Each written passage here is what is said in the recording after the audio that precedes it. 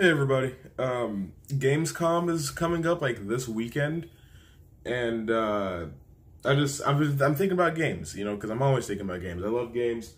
I play them pretty much all the time in all my free time. Um, and the PS4 has recently crossed the 100 million units sold mark, and the Xbox One is at around 41 million, which is kind of rough, but that, and considering that Spider-Man PS4 is like the highest selling video game based on a superhero of all time, and it's only exclusive to one platform. Just a lot of factors, and the upcoming new console generation pretty much all means that PlayStation has won.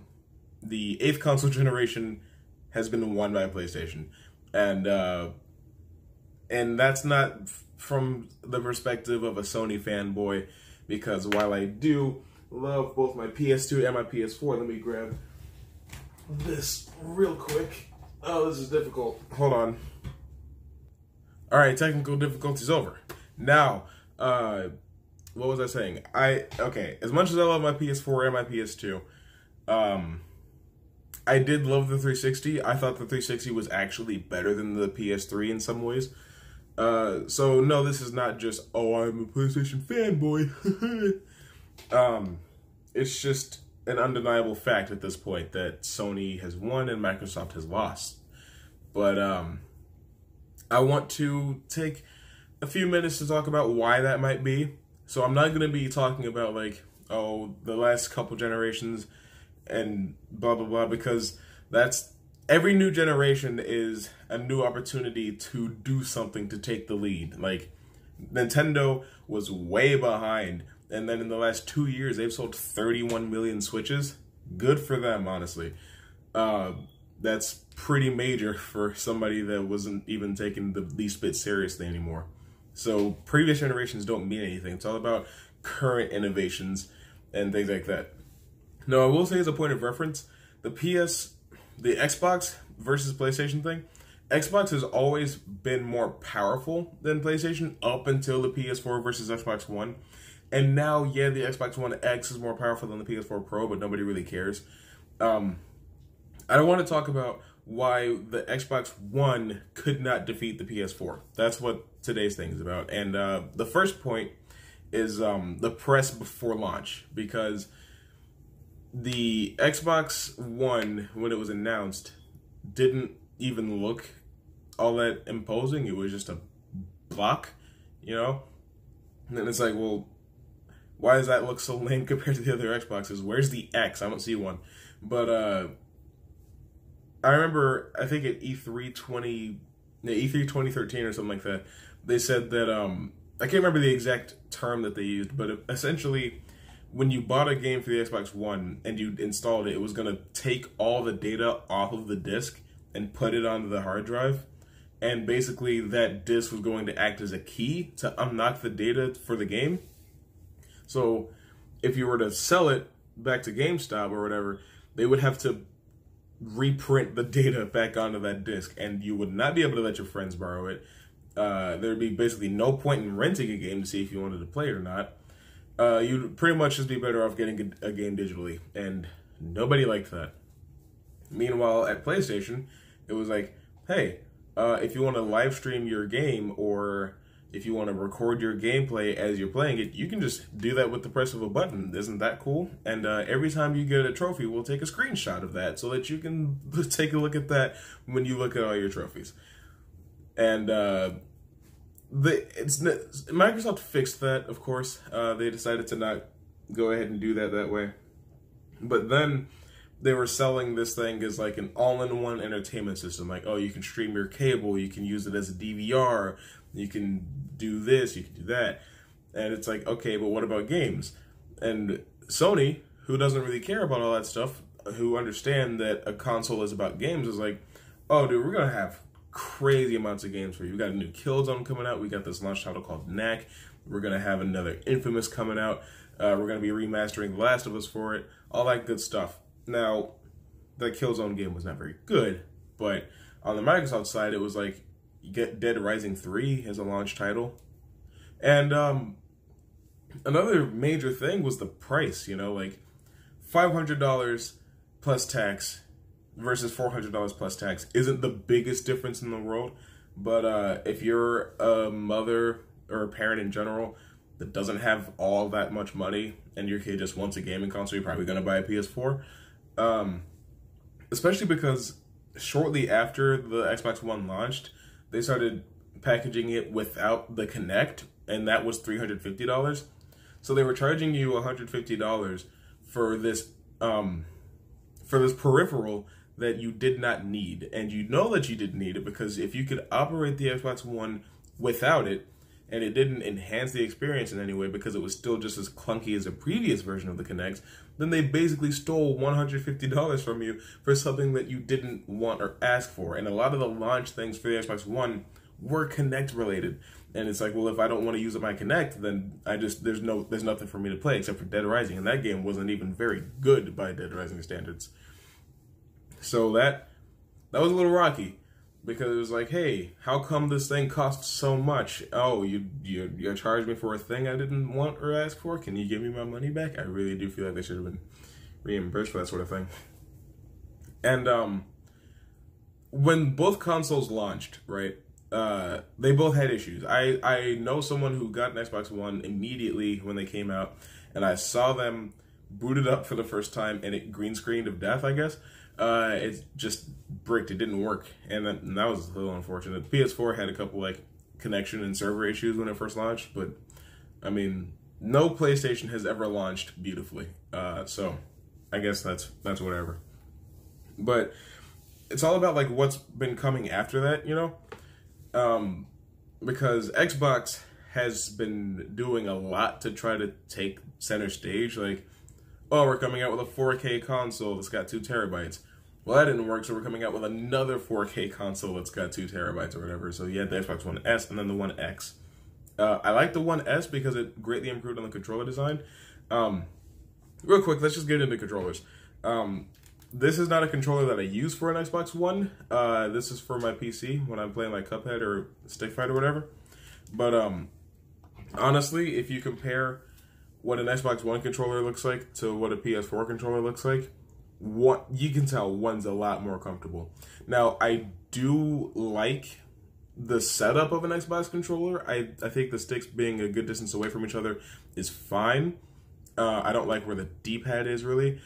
My only thing is, the whole thing is so uncomfortable to hold because it's so massive, you know?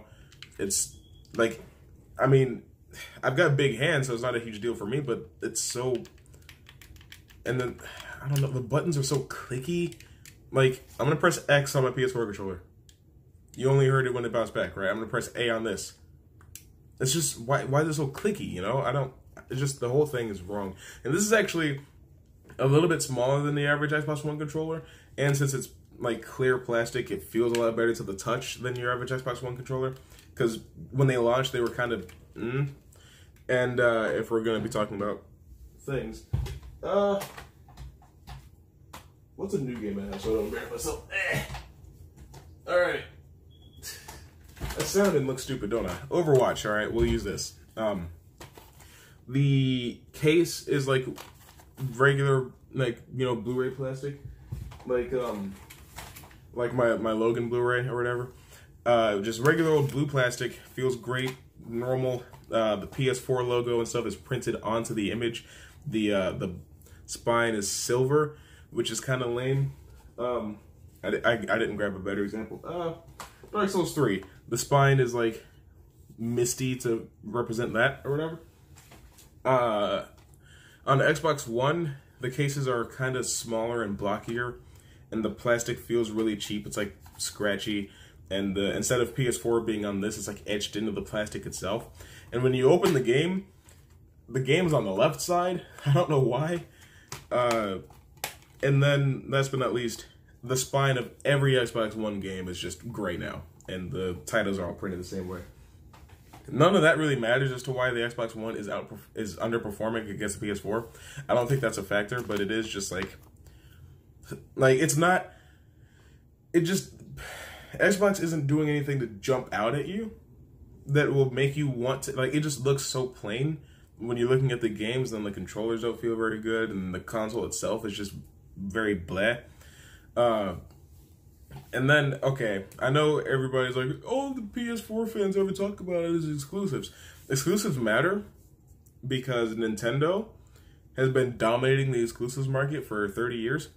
Mario, Zelda, Metroid, at one point in time, Castlevania, Super Smash Brothers, Bayonetta now, freaking Ice Climbers, Kirby, Star Fox, all types of good stuff, you know? Those games make people want to buy a Nintendo Switch or a Wii U or a Wii or whatever game console that specific game is on. Sony has their exclusives figured out because they have a bunch of in-house studios like Guerrilla and Sucker Punch and Naughty Dog and Insomniac and Quantic Dream and Team Ico.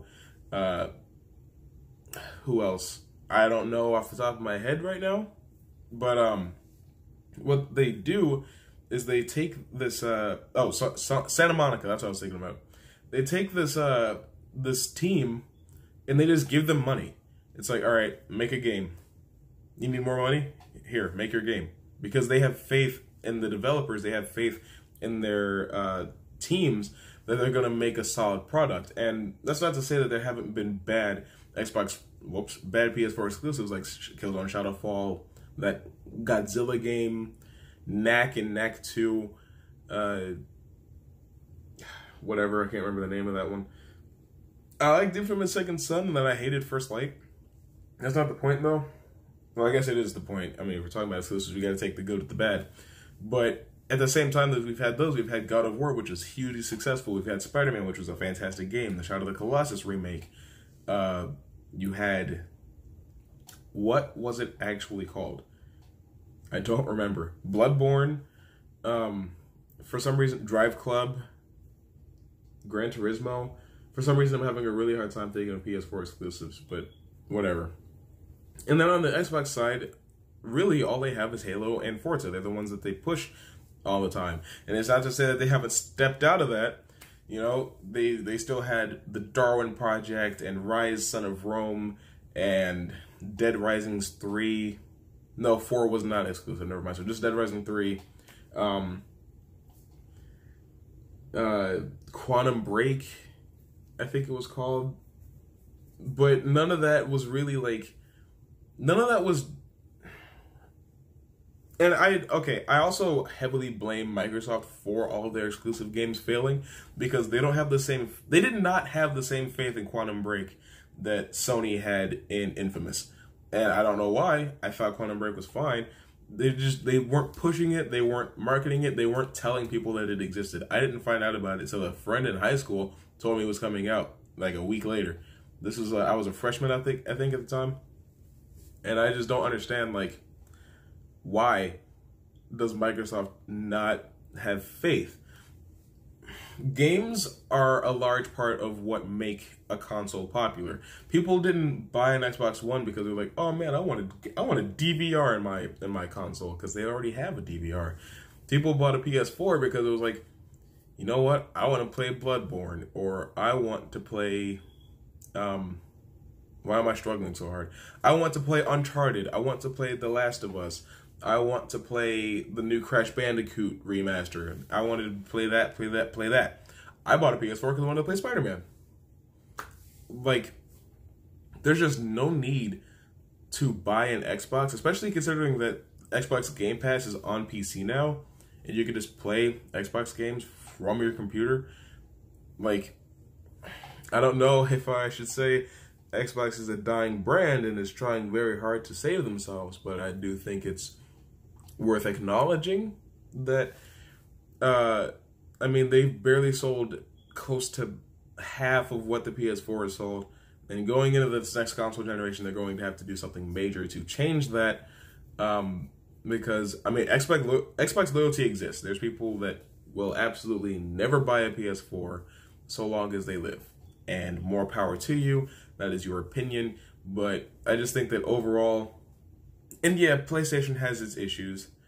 Microsoft, they have backwards compatibility on Xbox One. PlayStation 4 does not have that because their consoles are built so differently from generation to generation. But they've got PlayStation Now, which kind of sucks, but I do think it could be improved upon in the PS5.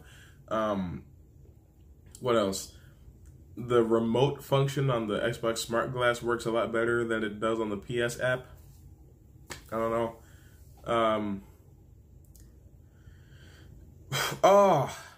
The PS4 has a way better dashboard than the Xbox One. The Xbox One used to have a very simple dashboard. You would hit home, you go to the home screen, and you could scroll over, do all the things like on PS4. Now, it just brings up, you hit the home button and it brings up a quick menu.